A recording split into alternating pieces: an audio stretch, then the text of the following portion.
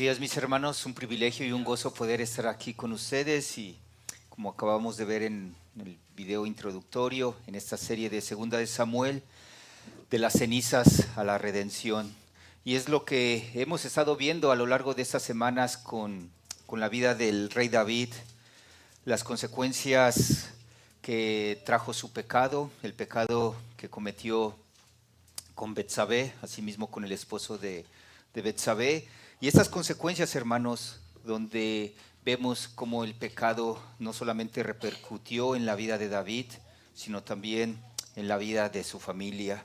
Entendemos, hermanos, si recordamos bien, en el capítulo 12 de Segunda de Samuel, Dios lo perdonó a David después de haber pecado con Betsabé. Él confesó su pecado delante del profeta Natán, reconociendo que él había pecado contra el Señor. Pero, hermanos, las consecuencias llegaron a su casa. Así nos recuerda también el capítulo 12, versículos 10 y 11, por lo cual ahora no se apartará jamás de tu casa la espada. He aquí, yo levantaré el mal sobre ti de tu misma casa. Como vimos la semana pasada, hermanos, empezó prácticamente la palabra del Señor cumplirse. Se cumplió en la consecuencia de sus hijos. Inmediatamente después de que, David pecó, entendemos y vemos en la Escritura, capítulo 12, el hijo que esperaba a Betsabé murió, pero asimismo, hermanos, sus hijos mayores, su hijo Amnón, recordamos que pecó contra su media hermana Tamar, hija también del rey David, y asimismo el hermano de Tamar, Absalón, mató a Amnón, el cual había abusado de su hermana Tamar. Y de esa manera, al ver que Absalón él cometió este asesinato contra su hermano, que fue lo que hizo, vemos en el capítulo 13 que él huyó. Al final de los versículos vemos que se exilió, Absalón huyó, posiblemente no dice el texto, pero obviamente con el miedo de enfrentar también las consecuencias de enfrentar a su padre como rey, pero también asimismo las consecuencias de haber matado a su hermano Amnón, tomando venganza de lo que Amnón había hecho con su hermana Tamar. Eso es importante, hermanos. Recordemos el contexto antes de iniciar con estos dos capítulos. Son dos capítulos largos, pero aquí recordando el énfasis, las consecuencias que la casa de David está enfrentando. Amnón había sido asesinado en venganza de su hermano Absalón por el abuso de Amnón hacia su hermana Tamar. Pero hermanos, en medio de todo ese desastre familiar, en medio de todo esto, hermanos, Dios no abandona a David. Aún así, en el dolor, en la disciplina, en el desastre con sus hijos, Dios no abandona a David.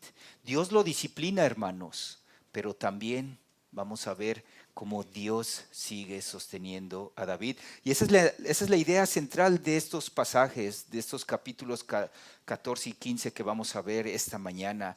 Dios disciplina a los suyos, pero los sostiene por su gracia. Dios disciplina a los suyos, pero los sostiene por su gracia. Hermanos, de esa misma manera, la disciplina se hace presente y lo vamos a ver en primer lugar cuando el pecado no se trata con claridad y verdad. Y lo vamos a ver en los siguientes versículos. Y es que es justamente que el capítulo 14 comienza con Joab. Hemos escuchado de este personaje ya tanto en Primera de Samuel como en Segunda de Samuel. Joab, sobrino del rey David, pero no solamente familiar o sobrino, también comandante del ejército real. Joab, percibiendo esta actitud que David está teniendo, viendo su corazón que está afligido por su hijo Absalón, que se encuentra exiliado por esta actitud, este asesinato que había hecho contra su hermano, David se duele. Pero vemos también, hermanos, algo que no se nos debe de olvidar. Antes de que Absalón tomara cartas en el asunto, en este caso venganza contra su hermano Amnón, Absalón estuvo delante del rey, delante de su padre, cerca de 2 años. Bueno, explícitamente dice la Biblia 2 años. Y vemos que David simplemente hizo caso omiso ante el asesinato de su hijo hacia su otro hijo. Y viendo esto, hermanos, que Absalón había huido, Joab, este comandante, viendo que el corazón de David hacia Absalón era fuerte, era de afecto, entonces Joab diseña un plan y utiliza a una mujer, dice el texto que una mujer, como lo vamos a ver a continuación, astuta, posiblemente, sabia, para presentarse delante de David y así de esa manera persuadir a David para que permita el regreso de Absalón a Jerusalén. Y lo vemos así, el texto dice en los primeros versículos: conociendo Joab, hijo de Sarvia, que el corazón del rey se inclinaba por Absalón, envió Joab a Tecoa y tomó de allá una mujer astuta. Y le dijo: yo te ruego que finjas estar de duelo y te vistas ropas de luto y no te unjas con óleo, sino preséntate como una mujer que desde mucho tiempo está de duelo por algún muerto. Y entrarás al rey y le hablarás de esta manera. Y puso Joab las palabras en su boca. Entonces, hermanos, no vamos a leer los siguientes versículos, pero les voy a relatar lo que pasa, ¿no? Joab usa una historia para mover el corazón de David para traer a Absalón.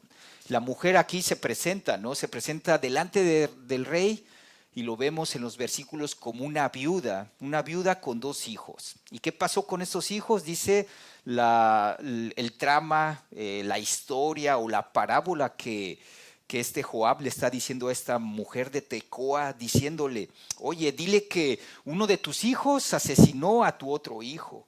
Pero fíjate, en la ley y en el contexto de cuando un familiar asesinaba a otro familiar, en este caso, como lo vemos aquí, un hermano asesina a otro hermano, la misma familia de este hijo tenía que ejecutar al hijo que había cometido el asesinato. Entonces aquí vemos, hermanos, cómo esa familia exigía que el hijo que había cometido ese asesinato fuera entregado para ejecutarlo. Pero ¿qué pasa, hermanos? Si eso ocurriría en este relato que armó Joab para con esta mujer al presentarse al rey David, si esto ocurría, esta viuda, digamos entre comillas, porque sabemos que es una historia que se está inventando este Joab juntamente con esta mujer de Tecoa, ella perdería su última esperanza en que alguno de sus hijos, en este caso el hijo que quedaría vivo, quedara sin heredero, pero también sin descendencia.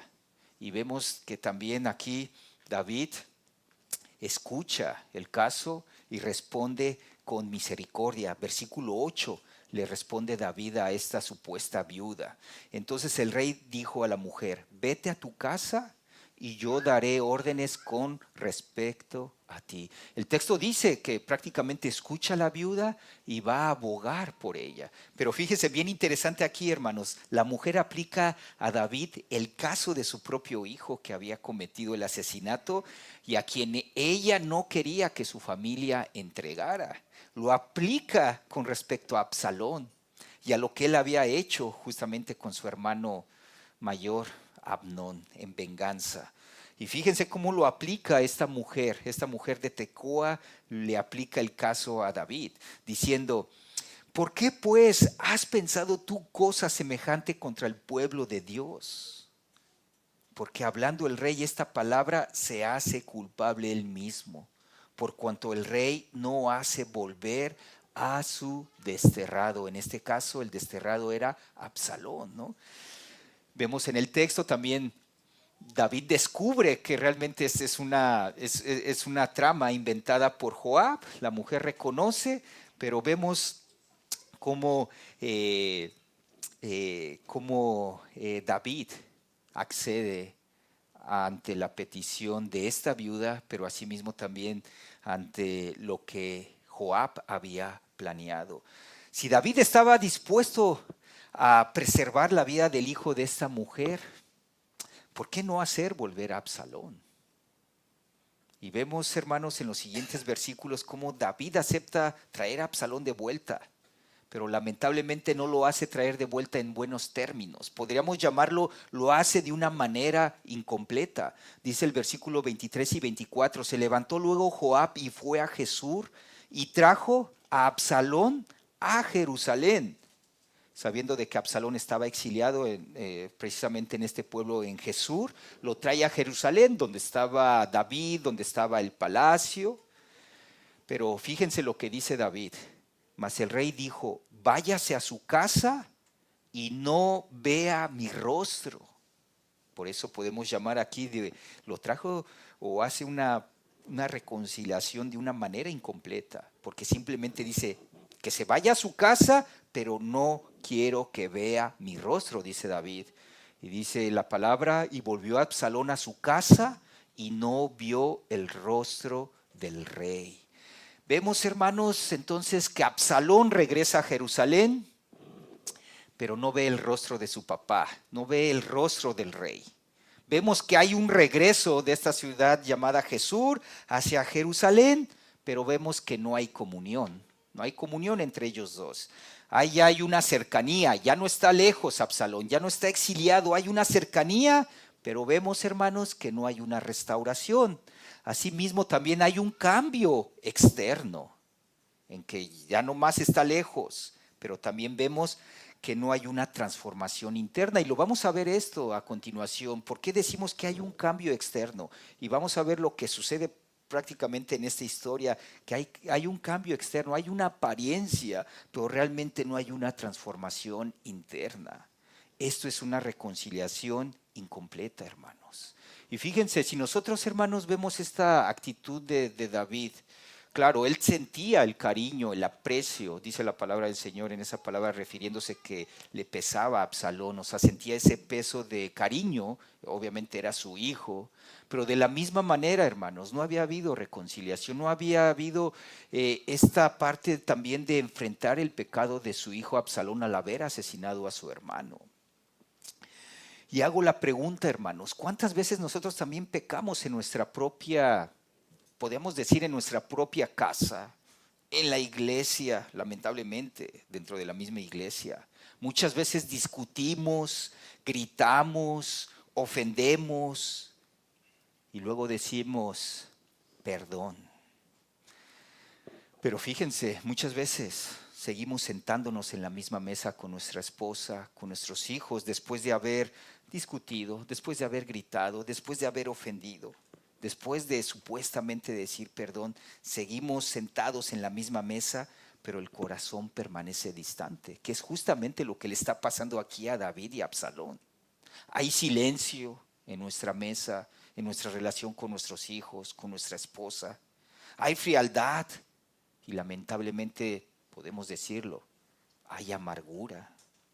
Eso, hermanos, tal y como Absalón y David, no es una reconciliación completa. Es una reconciliación, perdón, no es una reconciliación completa, es una reconciliación incompleta. David trajo a Absalón de regreso para tenerlo más cerca de él. Incluso, como lo vamos a ver en los versículos posteriores, David lo besó. Pero hermanos, hubo simplemente una muestra externa de reconciliación, pero no un cambio externo. El corazón de Absalón seguía sin arrepentimiento, sin haber enfrentado, sin siquiera decir perdón a su padre por el asesinato que había hecho a su hijo. Podemos, inclusive nosotros, hermanos, muchas veces, y es peligroso, hermanos, muchas veces nosotros podemos decir perdón, pero sin realmente arrepentirnos. Podemos restaurar o tratar de restaurar una relación con nuestra esposa, con nuestros hijos, con nuestro hermano en Cristo, sin tratar realmente el pecado, sin ser honestos, sin ser transparentes. Podemos mantener las apariencias mientras esa herida sigue abierta. Pero hermanos, escuchen bien esto, la verdadera restauración requiere verdad, requiere humildad, pero asimismo también requiere arrepentimiento y gracia. Y eso es precisamente lo que falta en esta historia, hermanos. falta humildad, falta verdad, falta arrepentimiento, falta gracia delante de Absalón contra su padre David y viceversa también, hermanos. No había claridad, no había verdad, no había reprensión de parte de David para con su hijo Absalón. No hay esa confrontación, no hay esa confesión. Tampoco hay quebranto, como lo hemos visto. Quebranto, a lo mejor dolor interno, pero es un quebranto simplemente interno. No hay una restauración. Y el texto continúa, hermanos, pero también así como continúa, el problema no termina con una reconciliación incompleta. El texto ahora, hermanos, nos muestra el tipo de corazón que tiene el hijo de David, Absalón. Y esto nos lleva a nuestro segundo punto del sermón. Vamos a ver cómo Dios expone la apariencia de piedad sin un corazón sometido. Y después de decirnos en estos versículos que acabamos de leer que Absalón volvió a Jerusalén, pero simplemente no vio el rostro del rey, el narrador de Segunda de Samuel hace una pausa para poder describir a Absalón. Dice el versículo 25, y no había en todo Israel ninguno tan alabado por su hermosura como Absalón. Interesante aquí su hermosura física que tenía. Dice que desde la planta de su pie hasta su coronilla no había en él defecto. Imagínense, ¿no? Hermanos, hermanas, ¿no? El aspecto físico que aquí el escritor de Segunda de Samuel nos da de Absalón, ¿no? Era impresionante su belleza. Dice que, no tenía ni siquiera un defecto. Desde la punta de sus pies hasta la coronilla de su cabeza. Tenía presencia. Absalón tenía belleza. Tenía una imagen. A los ojos del pueblo, inclusive eso creo que suena un eco de Primera de Samuel con respecto al rey Saúl. A los ojos del pueblo parecía un líder ideal. Bello, fuerte, obviamente hijo del rey. Ya el primogénito que era Amnón había sido asesinado. Inclusive, hermanos, como les mencioné, ¿no? Nos recuerda al rey Saúl cuando el pueblo de Dios pide rey. ¿Y qué pasa con el pueblo? El pueblo se guía por la apariencia de Saúl al ser también demasiado alto, bello, hermoso, y entonces por esa característica física escogen al rey Saúl y ya vemos después lo que pasa, ¿no? Las consecuencias. Y es que vemos una y otra vez que la palabra del Señor nos enseña que Dios no mira como mira el hombre. El pueblo podía quedar impresionado con Absalón, con esa belleza.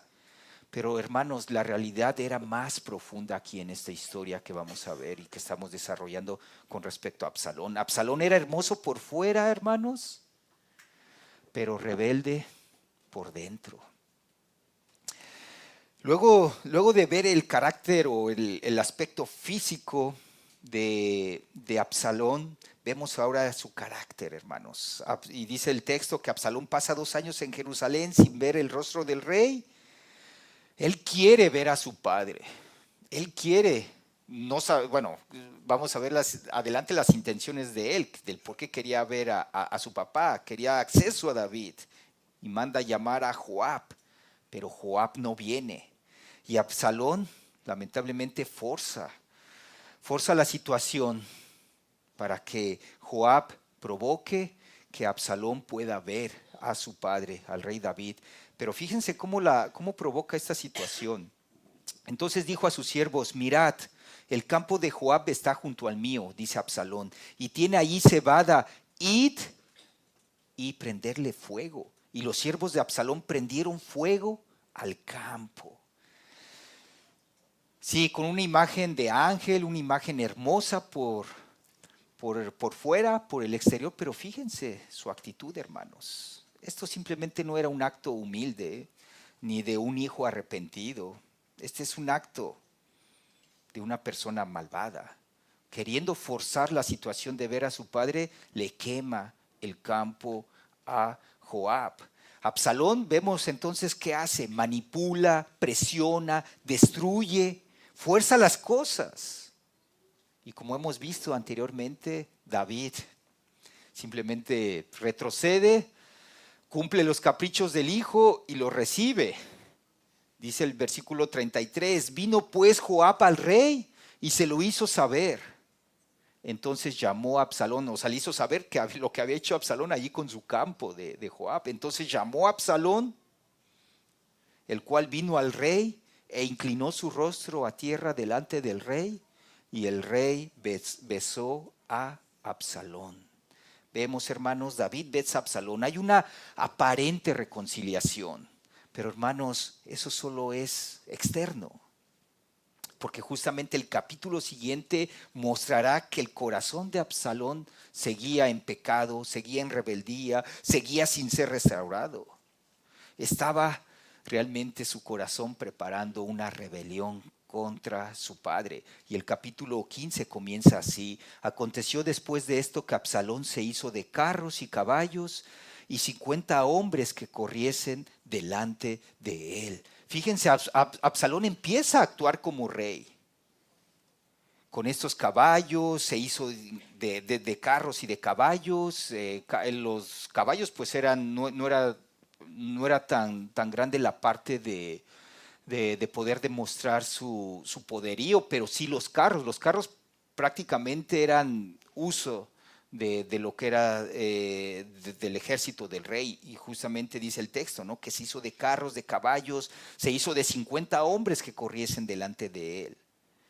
Pero también en su astucia, hermanos, se coloca junto a la puerta donde la gente venía a buscar justicia para el rey David. Nosotros entendemos ahora que pues si nosotros estamos en queja con el presidente, pues ya no vamos directamente con él, no tenemos acceso, pero no sé, nos podemos manifestar, podemos extender una carta. Pero él, ¿qué hace? Él en su astucia dice, ok, la gente está en busca de justicia, está en busca de que se le escuche. Yo me pongo a la puerta de ahí de Jerusalén, donde la gente viene a buscar justicia, y yo les voy a responder. Dice el versículo 2, y se levantaba Absalón de mañana y se ponía a un lado del camino junto a la puerta, y a cualquiera que tenía pleito y venía al rey a juicio, Absalón le llamaba y le decía, ¿de qué ciudad eres? Y él respondía, tu siervo es de una de las tribus de Israel. Entonces vemos, hermanos, aquí qué pasa. Absalón se muestra cercano con el pueblo, prácticamente como un candidato político hoy en día, ¿no? Hace preguntas, aparentemente escucha, tiene inclusive atención personal, ¿no? En sus campañas los políticos, ¿qué hacen, no? Están con la gente. Ya cuando están en el trono o en la presidencia, se olvidan. Y es justamente lo que Absalón está haciendo, hermanos. Pero entendemos en el pasaje que lo hace por conveniencia, lo hace para ganar el corazón del pueblo. Versículo 3 dice, entonces Absalón le decía, mira, tus palabras son buenas y justas. Le estaba diciendo eso a la gente que iba en busca de justicia. Le decía eso a la gente, mira, tus palabras son buenas y justas, mas no tienes quien te oiga de parte del rey. Qué peligroso es esto, hermanos. Absalón afirmaba a todos, les dice, sí, tú tienes la razón, pueblo. El vox populi, ¿no? La voz del pueblo. Ellos tienen la razón. Luego inmediatamente le dice, más bien aquí siembra sospechas contra David. Dice, no tienes quien te oiga de parte del rey. O sea, prácticamente menospreciando a su padre, a David, diciéndole, él no te va a escuchar. No tienes quien te escuche. Fíjense, hermanos, así trabaja la rebelión. No siempre comienza con mítines, con gritos. A veces comienza con palabras suaves. Aquí lo vemos que en Absalón con el pueblo.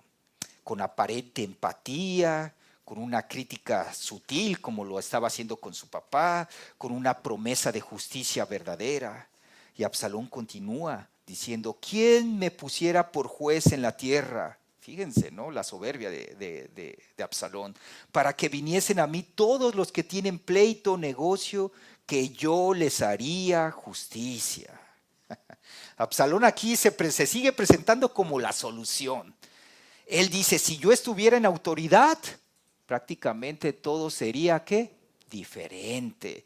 Y luego usa esa cercanía física, eso que ya había ganado del pueblo, ya había ganado su corazón, había utilizado esa cercanía física para ganar ese afecto. Fíjense cómo lo hace. Y acontecía que cuando alguno se acercaba para inclinarse a él, ¿él qué hacía? Él extendía la mano y lo tomaba y lo besaba.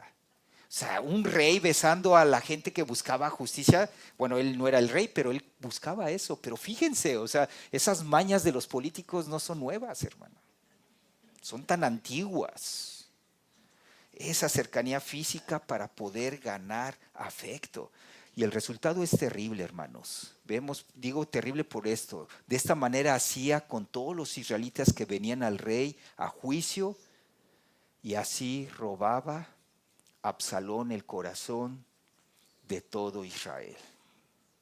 Absalón no ganó el corazón del pueblo con la verdad. El texto es claro aquí. Dice que ¿qué? Lo robó. La palabra es fuerte. Dice robaba. Robó confianza, robó afectos que le pertenecían al rey, robó la lealtad que le pertenecía al rey, robó lo que no le pertenecía, que era su posición como rey. Él lo estaba robando. El texto lo dice claramente. Y no acaba ahí su rebeldía, no acaba ahí su falta de arrepentimiento genuino y verdadero contra Dios y contra su padre David.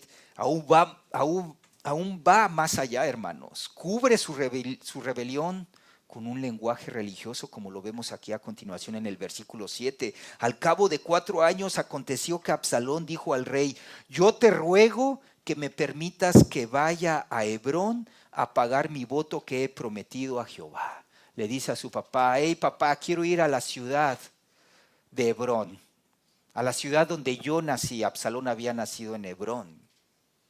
Pero ¿qué dice? Quiero ir a pagar mi voto. En este caso, hacer sacrificio de adoración, en un sacrificio de dedicación al Señor. Realmente mentiroso, porque lo vamos a ver a continuación que no era para eso. Pero él dice: quiero ir a pagar mi voto que he prometido al Señor. Parece devoción, hermanos, pero realmente es engaño.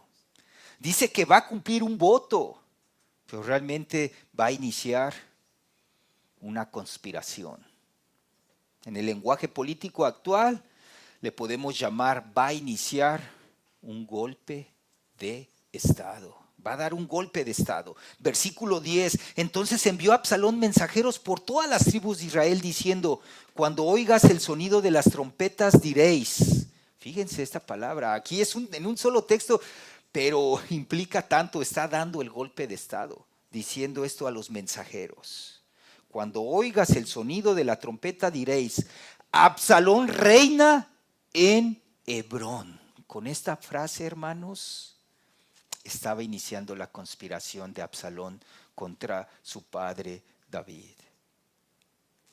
La apariencia, hermanos, de piedad, la apariencia de este lenguaje religioso, la apariencia física de alguien hermoso, hermanos, termina en rebelión abierta. Y esto nos enseña algo muy serio, hermanos, con respecto a las apariencias. Y no estoy diciendo físicas tanto. Bueno, uno puede, sí, en lo exterior uno puede sonreír, uno puede verse súper buena onda, uno puede verse con paz, amigable. Pero ¿cómo está el corazón?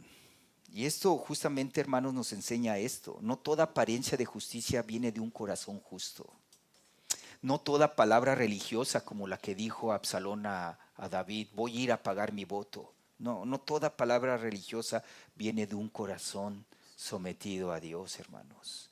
Justamente nuestro Señor Jesucristo describe muy bien esta realidad al hablar con la gente religiosa de su tiempo, ahí con los escribas, con los fariseos, diciéndoles: ay de ustedes, escribas y fariseos, hipócritas que son semejantes a sepulcros blanqueados.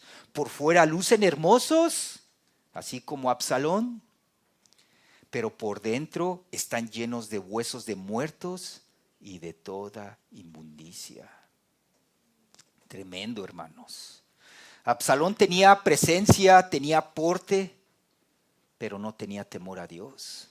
Tenía habilidad política, y lo vemos, ¿no? Se echó prácticamente al pueblo en su espalda, en su apoyo, pero no tenía una sumisión espiritual al Señor. Tenía palabras de justicia, pero simplemente su corazón estaba lleno de ambición. Hermanos, esto nos enseña a examinar nuestro corazón. ¿Estás buscando dar gloria a Dios en todo lo que haces? ¿O estás haciendo las cosas con motivaciones e intenciones erróneas? ¿Hacemos todo para honra y gloria de nuestro Señor, hermanos? ¿Realmente nuestro corazón desea eso? ¿Nuestro pensamiento está dirigido a darle la gloria a Dios en todo lo que hagamos? El Señor nos ha puesto y nos ha dado mucho, hermanos. Nos ha dado una familia. Estamos realmente honrando y glorificando al Señor al poder dirigir a una familia, amando a la esposa, instruyendo a los hijos en el conocimiento del Señor. O simplemente mi corazón, simplemente mi motivación es, ya me aguanto, ya tengo familia, ¿no? ¿Qué más da? ¿Cuál es la intención de tu corazón? Puede ser que sea una intención equivocada. Y es que lo vemos, hermanos. Absalón parecía justo. Escuchaba al pueblo. Hablaba bien. Mostraba cercanía. Pero realmente su corazón lo que quería era poder. Y esto nos advierte, hermanos, algo bien importante. Nosotros muchas veces podemos servir como Absalón, pero con el énfasis de buscar reconocimiento. Podemos aconsejar buscando control. Podemos usar palabras espirituales como las que usó Absalón, pero simplemente para cubrir ambiciones personales. Pregúntate, hermano, hermana, ¿quiero servir o quiero ser visto? ¿Quiero edificar a mi hermano? ¿Quiero edificar a mi familia en Cristo o simplemente quiero controlar? ¿Quiero la gloria de Dios o quiero que otros simplemente me sigan? Hermanos, si es que lo vemos aquí con Absalón y también con el rey David, el liderazgo sin sumisión a Dios realmente es peligroso y llevará al desastre como lo estamos viendo en esta historia. Así que bueno, hermanos, Absalón sube en popularidad, ¿no? Su rating político está hasta lo más alto, pero David desciende en humillación. Y en esa humillación, hermanos, vamos a ver cómo la disciplina de Dios se hace presente, es latente, pero hermanos también vamos a ver cómo la gracia del Señor lo sostiene. Y esto nos lleva a nuestro siguiente punto del sermón. Dios humilla a los suyos para enseñarles a depender de Él. Cuando David recibe la noticia de la rebelión, entiende la gravedad de la situación, hermanos. O sea, él... Imagínense, ¿no? Claro, no había internet, no había periódicos, no había televisión y él de los mensajeros recibe esta noticia: hey, tu hijo Absalón allí está en Hebrón, se acaba de declarar rey. Este mensajero, dice allí en el versículo 13, dice, y un mensajero vino a David diciéndole, el corazón de todo Israel se va tras Absalón. No, ya me imagino la desesperación de David.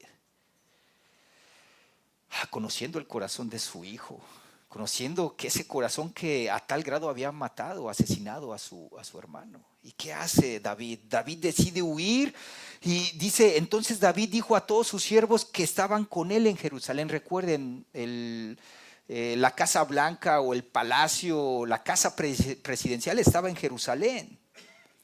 ¿Y qué les dice a toda su gente, a todo su pueblo, a todo su gabinete? Dice, levantaos y huyamos, porque no podremos escapar delante de Absalón. Daos prisa a partir, no sea que apresurándose él nos alcance y arroje el mal sobre nosotros y hiera la ciudad a filo de espada. Entonces vemos, hermanos, David no quiere que Jerusalén sea destruida, no quiere que la ciudad sea herida a consecuencia de Absalón. Tiene que salir como un rey humillado.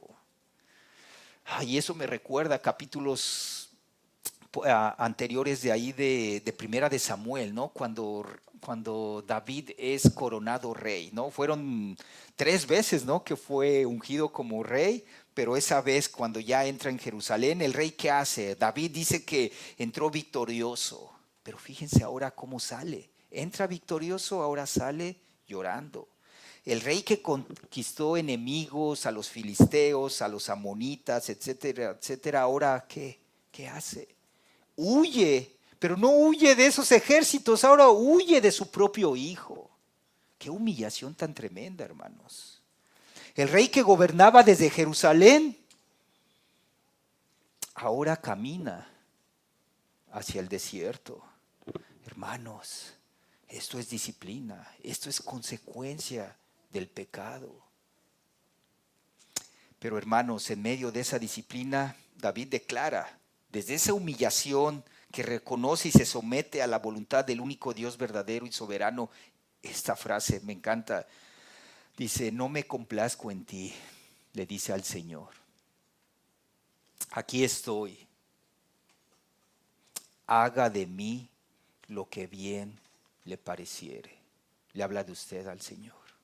No me complazco en ti, aquí estoy. Haga de mí lo que bien le pareciere. Esta es una de las expresiones más profundas de fe en estos capítulos, hermanos. David está siendo disciplinado, sí, está siendo disciplinado. David está sufriendo, David está perdiendo el reino, pero no intenta controlar a Dios. Haga de mí lo que bien le pareciera, le dice al Señor. Si hallo gracia, en pocas palabras, si hallo gracia, Señor, tú me harás volver. Si no, aquí estoy.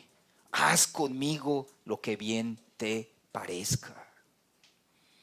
Esa fe es humilde, hermanos. Es sumisión. Esa es dependencia. Cuando nosotros estemos siendo disciplinados con el Señor, mostremos eso en nuestro corazón. Esa dependencia, ese reconocimiento de un Dios soberano, viniendo ante Él con humildad, con sumisión, pero también con dependencia. Luego David sigue su camino. Y dice que David subió la cuesta de los olivos y la subió llorando, llevando la cabeza cubierta y los pies descalzos. Fíjense la humillación, hasta dónde iba, hermanos. Nosotros a lo mejor, esos detalles del texto son tan importantes. Vemos la humillación que Dios le está dando a David, al rey, al hombre conforme al corazón de Dios.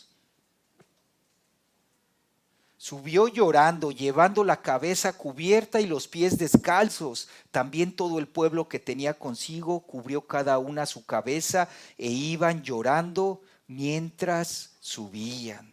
Hermanos, esta escena es impresionante, hermanos. David sube llorando con esa cabeza cubierta, como dice el texto, con los pies descalzos, humillado, quebrantado, bajo la disciplina de Dios, pero también, hermanos, confiando en un Dios soberano. Y justamente, hermanos, cuando le dicen que Ahitofel, que bueno, lo hemos visto este personaje, abuelo de Betsabé, consejero de David, el consejero de lujo de David y asesor de confianza, le dicen, ¿sabes qué, Ahitofel? Ese consejero político tuyo, ese consejero de guerra político tuyo te ha dado la espalda, ahora está con tu hijo, se ha unido a la conspiración, se ha unido al golpe de Estado. Y fíjense la reacción de David, hermanos.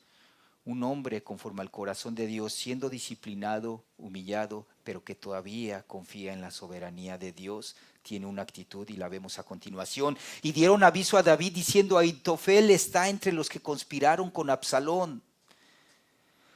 No sabemos más a detalle, posiblemente, no sé, se rasgó la ropa, siguió llorando porque estaba llorando, qué sé yo, pero dice David, fíjense la oración que hace David.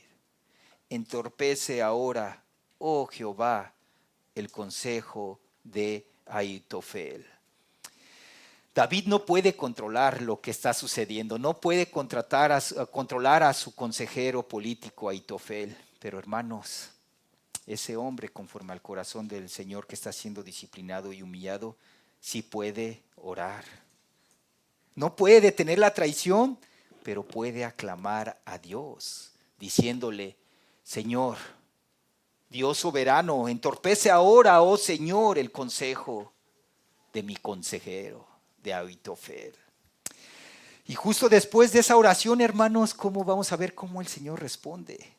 Pero vemos, hermanos, cómo nos muestra la gracia de Dios que ya está obrando. David está bajo disciplina.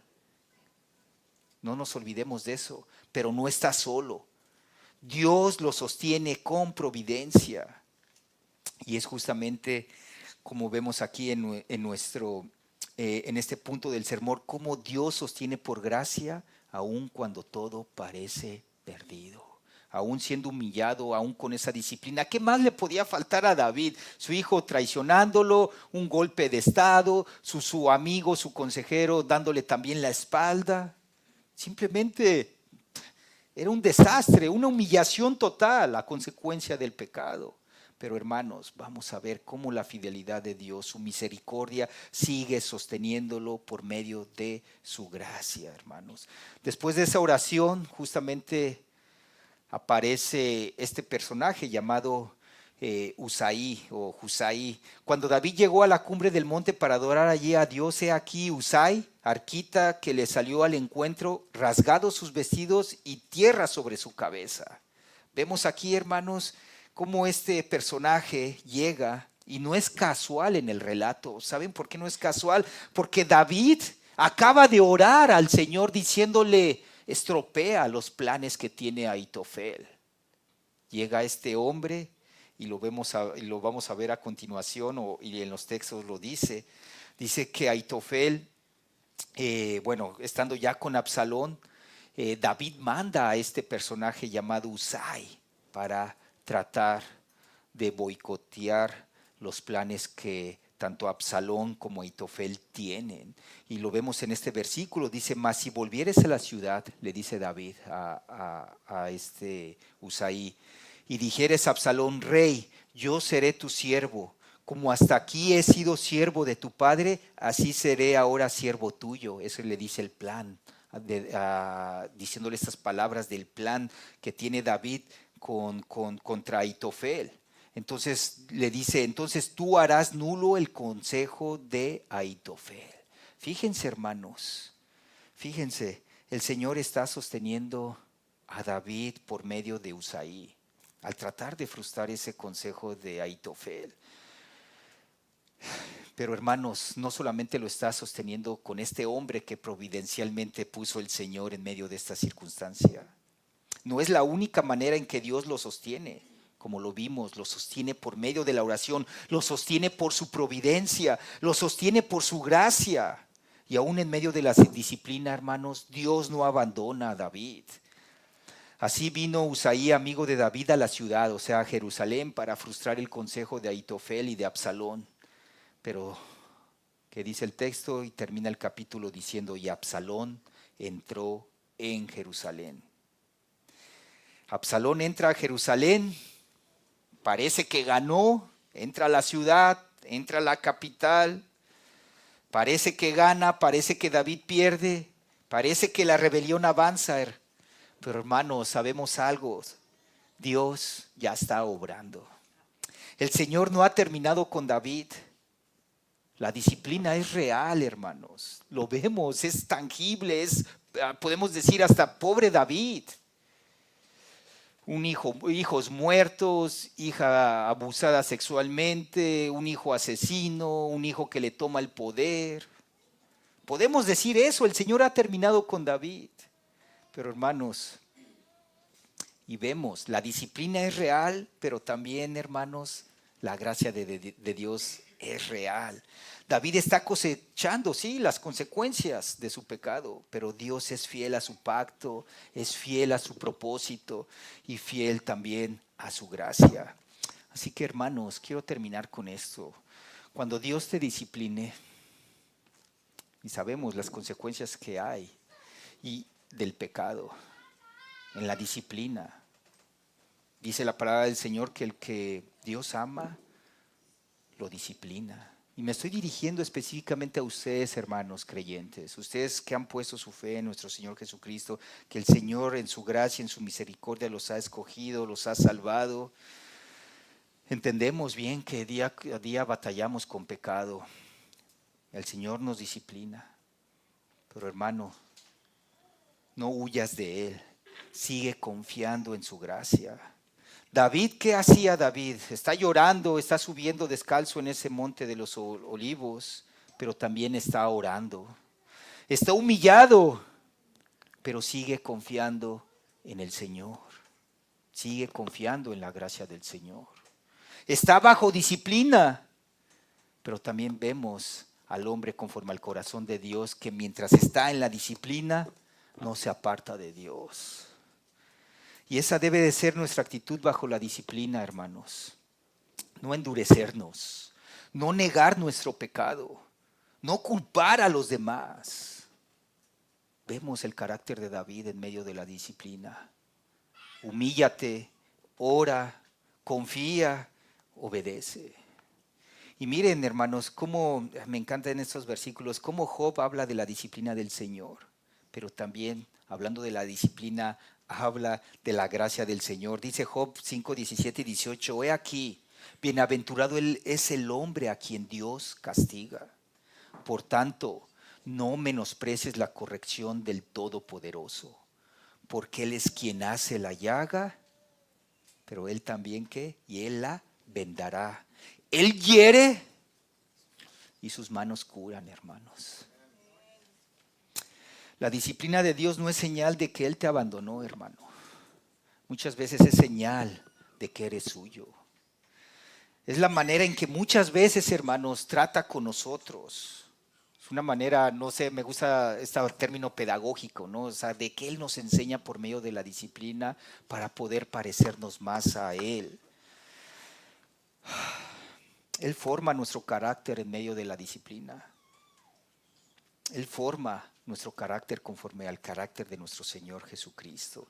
Dice allí el autor de Hebreos capítulo 12, versículo 11, es verdad que ninguna disciplina al presente parece ser causa de gozo, sino de tristeza, pero después da fruto apacible de justicia a los que en ella han sido ejercitados.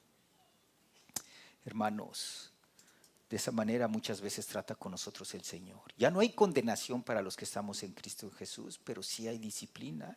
Pero en medio de esa disciplina vemos aún así su gracia, hermanos, que por medio de esa disciplina, como dice aquí el autor, después de la disciplina hay fruto apacible de justicia a los que en ellos han sido ejercitados. Concluimos, hermanos, en este pasaje, sí vemos una casa quebrada. Una casa horrible, ¿no? Donde hay asesinato, traición, hay una reconciliación falsa, un hijo rebelde, un rey débil, un pueblo engañado, un reino amenazado. Pero hermanos, también vemos algo más profundo.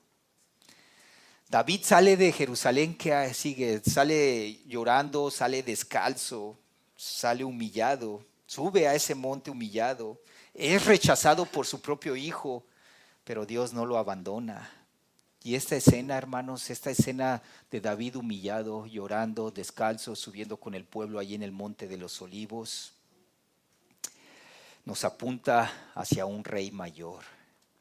David subió llorando al monte de los olivos por causa de su pecado y de sus consecuencias. Pero Jesucristo, el Hijo de David, también conoció el rechazo, la traición y la angustia. En ese mismo monte, hermanos, donde David fue humillado, Cristo también fue traicionado y afligido.